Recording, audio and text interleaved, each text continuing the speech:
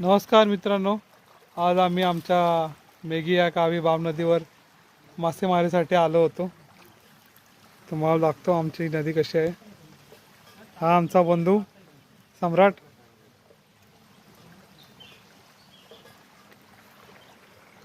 इकडे मासेमारी करताना जेवणाचा पण आम्ही आनंद घेते।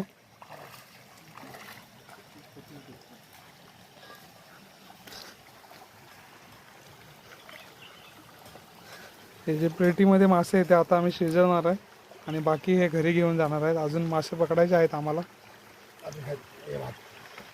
हा आमचा दादा भात, आता माशाच्या कालवणची तयारी चालू आहे। हे आमचे शेफ सतीश बेटकर फोडणी देतात आहे।